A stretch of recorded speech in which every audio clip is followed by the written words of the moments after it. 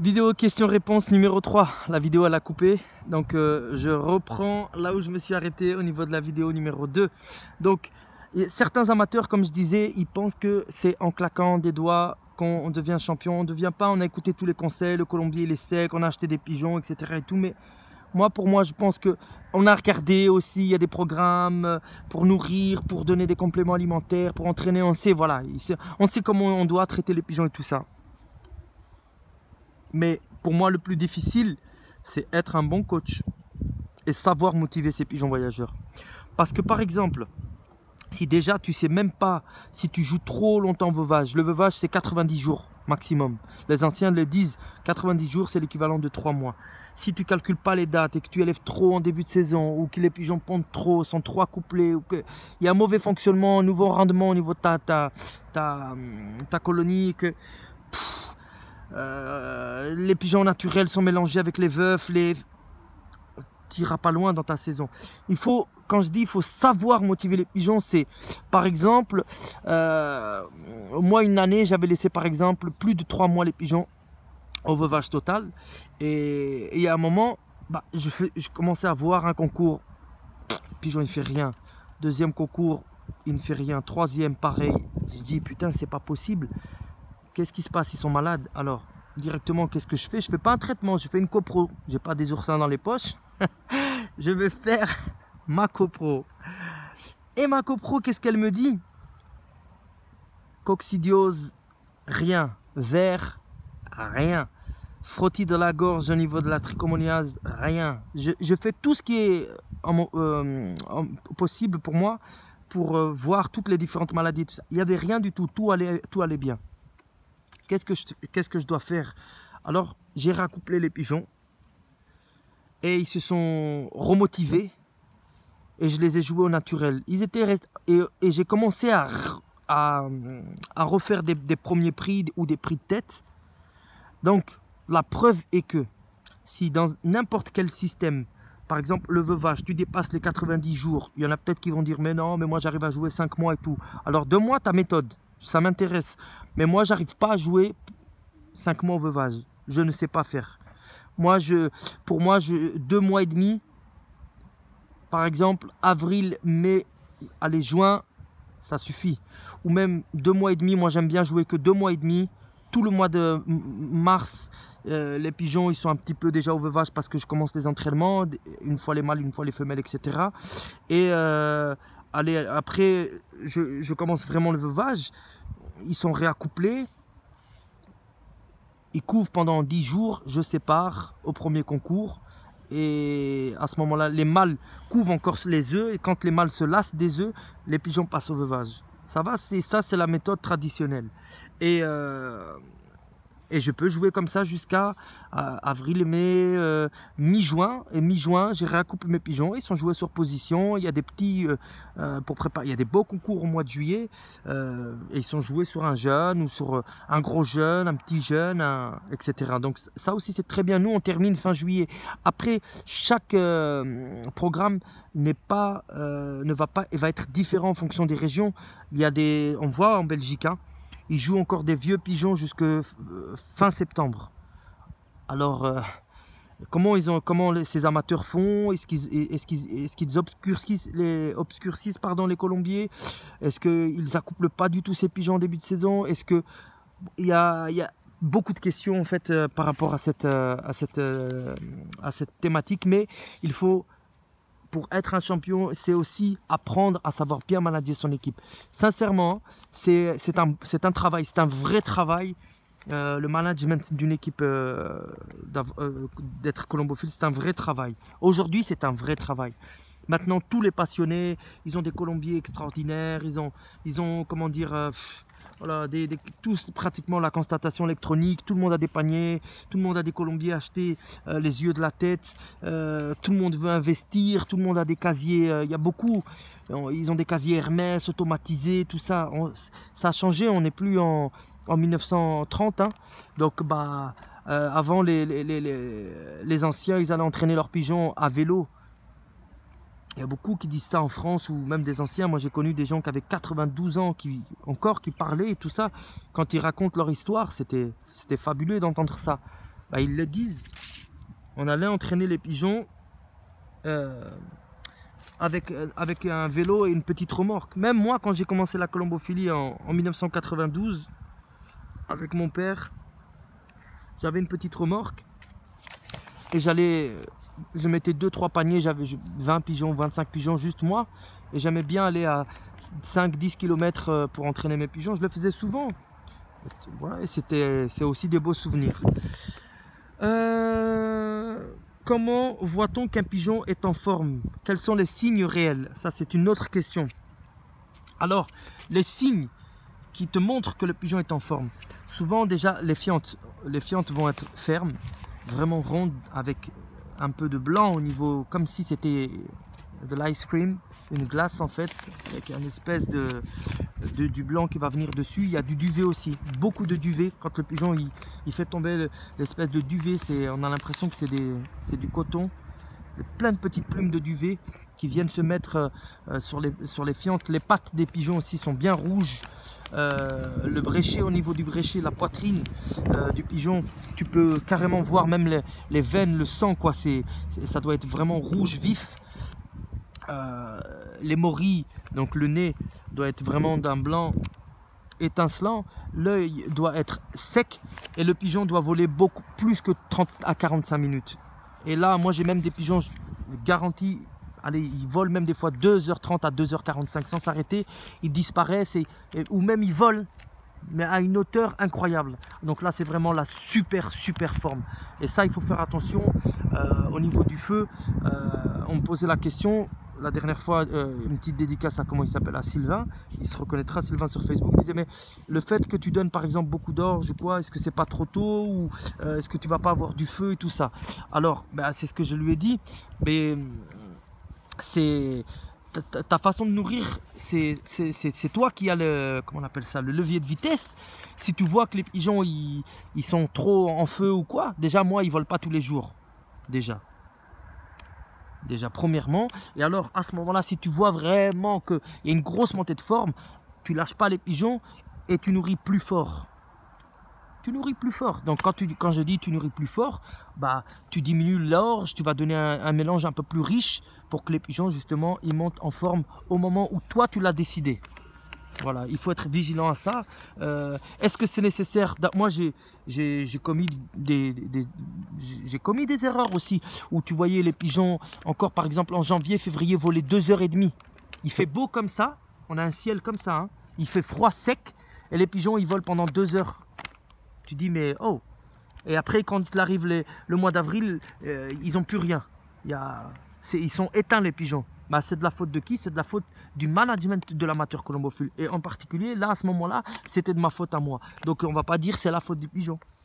Mais il faut avoir une certaine connaissance dans la colombophilie, justement, pour ne pas faire des conneries comme ça, à mettre trop en feu les pigeons. Donc ça, les signes, donc c'est ce que je disais, des yeux étincelants et secs, des morilles pareil étincelants, vraiment bien blanches, une poitrine rouge vif, des pattes rouges et du duvet au niveau des fientes, ainsi que des fientes bien fermes et rondes. Ça c'est les signes de forme. Et la volée bien évidemment, plus de 45 minutes de volée. Comment faire pour augmenter la forme des pigeons quand il fait froid? Pas d'humidité, pas de froid. Ah oui, d'accord. Comment faire pour augmenter la forme des pigeons quand il fait froid? Eh bien, comment faire pour augmenter la forme des pigeons quand il fait froid? C'est-à-dire, on ne parle pas de l'hiver, on parle par exemple au mois de mars, quand on commence à entraîner, ou au mois d'avril s'il fait froid. Déjà, si tu veux que la forme dans ton colombier monte, si ton colombier, c'est ce que j'avais noté, voilà. Si ton colombier, il est humide et qu'il fait froid dans ton colombier, la forme, elle ne va pas monter. Déjà, premièrement. Mais, si tu as un colombier, par exemple, moi, mes colombiers ici, ils sont en plein soleil. On voit le soleil directement ici. Ils sont en plein soleil. Là, c'est pareil, en plein soleil. Plein soleil, par contre, les reproducteurs, ils sont à l'ombre.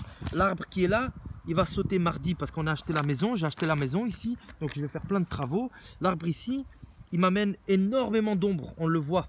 Vous voyez, toute la partie là, elle est ombragée. Et les reproducteurs, ils sont souvent à l'ombre ici.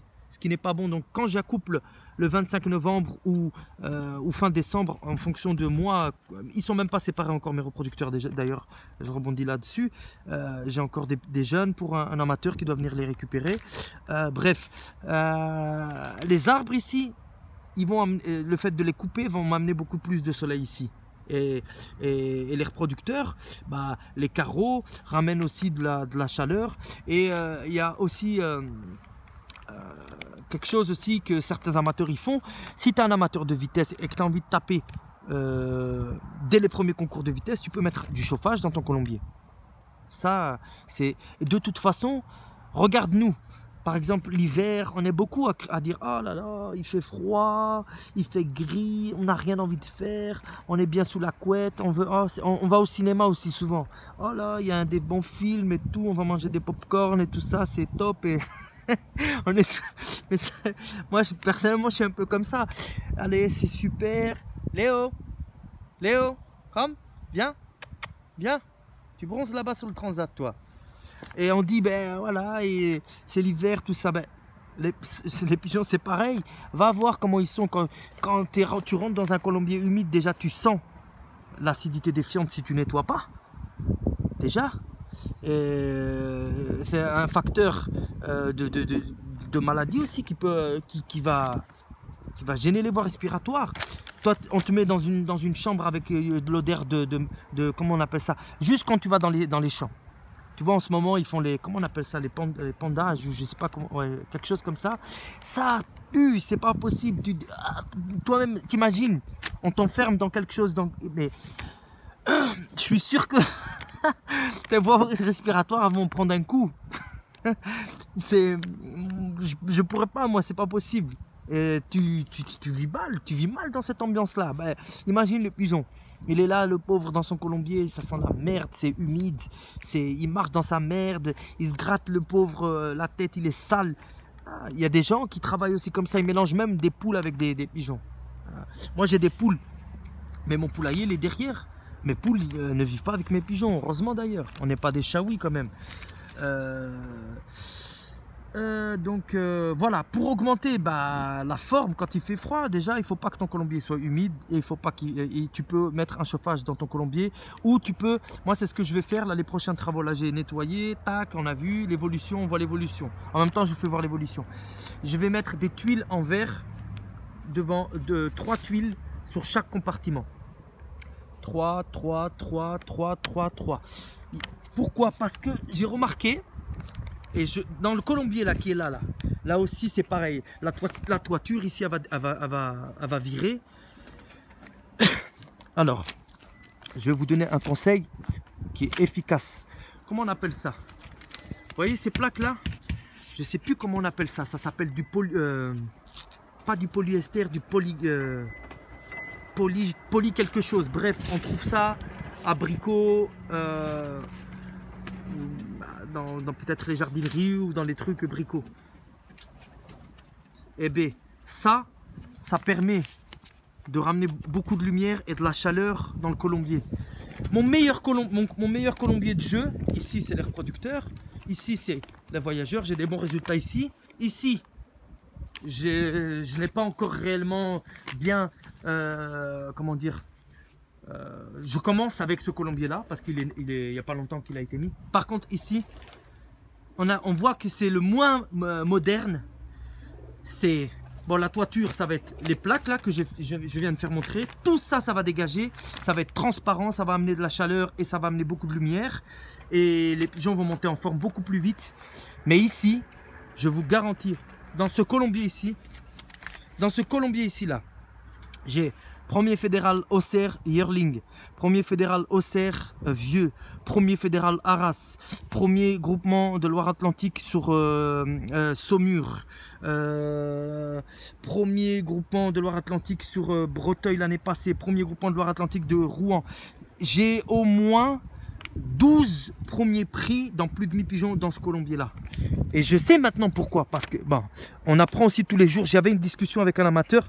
J'ai regardé la tôle ondulée. C'est une tôle transparente qui amène énormément de lumière dans le colombier, déjà premièrement. Et deuxièmement, elle amène aussi de la chaleur. Ici, dans ce colombier-là, quand il fait chaud, hein, au départ, ce que je faisais, c'est je couvrais le... Parce que je me disais, putain, les pigeons, ils vont crever de chaud, c'est pas bon pour eux tout. Pas du tout, au contraire. Quand tu as un colombier, c'est pour ça que je vais mettre des tuiles transparentes ici pour amener de la lumière et de la chaleur. Que je vais changer complètement ma toiture ici et que là aussi, il va y avoir des tuiles transparentes qui vont amener de la chaleur et qui vont amener beaucoup plus de lumière. Parce que je suis un amateur aussi de vitesse. J'aime bien les concours de 100 à 600 km. Voilà, moi c'est plus ça mon délire. Je suis pas quelqu'un de patient dans la vie de tous les jours. Et on a acheté des... Oh, c'est sportif tout ça, ces montées là. Je sais pas si j'arriverai à le faire jusqu'à 90 ans. Ouf. Et alors, donc, je disais, on a acheté aussi des pigeons de fond et grand fond. Mais ça, franchement, c'est histoire de montrer aussi que on est capable aussi d'être des bons colombophiles à ces distances-là. J'ai acheté franchement des bons reproducteurs là cette année-ci, l'année prochaine. Enfin, des bons. J'espère qu'ils vont donner des bons. J'ai en tout cas changé pratiquement tout ce que j'avais au départ. Parce que ce que j'avais acheté au départ, je gagne des concours de 300 à 400 km avec ces pigeons-là. Et quand je vais un peu plus loin... Est-ce que c'est moi qui ne sais pas les manager encore ou quoi? Bon, j'ai la compétence pour les concours de 100 à 600 et plus loin, je suis en ce moment sur des fichiers où je suis en train d'apprendre. Donc j'apprends grâce à deux amateurs copains colombophiles hollandais qui m'ont donné aussi leur méthode et normalement avec ça je devrais réussir. J'ai quelques pigeons de chez eux aussi et aussi on a acheté des reproducteurs sur Pipa et on va voir. Il y a comment dire 10 couples de reproducteurs pour le fond et le marathon. On va élever dessus, on a déjà un petit peu élevé dessus, puis on va attendre 2 ans, 3 ans, et puis correctement, ils vont jouer les concours de 100 à 500, 600 km la première année, à 1 an. Après, à 2 ans, ils pourront aller à 700, 800 km, et puis à 3 ans, il y a un concours de 1000 km qui est organisé maintenant à partir de l'année prochaine, ici dans la région. Alors on va jouer aussi ce concours-là. Mais on a des années encore devant nous, tout ça, pour bien préparer nos équipes. Et puis... Mais surtout là, si tu veux faire des modifications, c'est maintenant qu'il faut que tu fasses les modifications. Attends pas le mois de février, au mois de mars. On est trop pris dans autre chose. Et c'est pour ça que moi, là, je fais tous mes travaux maintenant, comme ça... Je suis tranquille. Donc voilà, je pense que j'ai répondu à la question de comment faire pour augmenter la forme des pigeons. Je t'ai donné beaucoup d'indications. Alors, question suivante. Que donne-t-on au retour d'un concours? Nourriture et boisson.